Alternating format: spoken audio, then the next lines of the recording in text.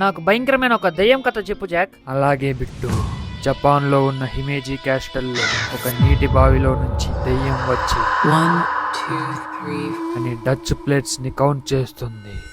ఆ శబ్దం విని ఎవరైనా బావి దగ్గరికి వెళ్తే వాళ్ళని చంపి బావి లోపలికి తీసుకొని వెళ్ళిపోతుంది. ఆ దయ్యం అలా ఎందుకు చేస్తుంది జాక్? ఓకిక్కు అనే ఒక అందమైన అమ్మాయి అయోమా అనబడే క్రూరమైన సమరా ఇంట్లో సర్వెంట్ గా పనిచేస్తూ ఉండేది.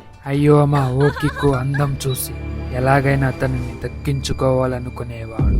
ఆ సమరాయి ఇంట్లో అతి విలువైన 10 ప్లేట్స్ ఉండేవి. ఓకిక్కుని వాటిని చూసుకునే పనిలో పెట్టారు. ఒక రోజు అయోమా అందులో నుంచి ఒక ప్లేట్ ని దాచిపెట్టి ఆ అమ్మాయిని పిలిచి లెక్క పెట్టమన్నాడు. అవి 9 ప్లేట్స్ మాత్రమే ఉన్నాయి. ఓకికో గుండె వేగంగా కొట్టుకుంటుంది.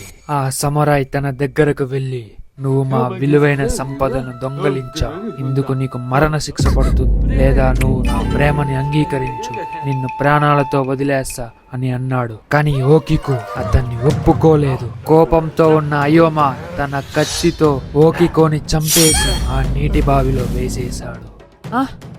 పాపం ఓకికు. ఇప్పటికి కూడా ఓకికు ఆత్మ ఆ నీటి బావి దగ్గర ప్లేట్స్ ని కౌంట్ చేస్తూ ఉంది.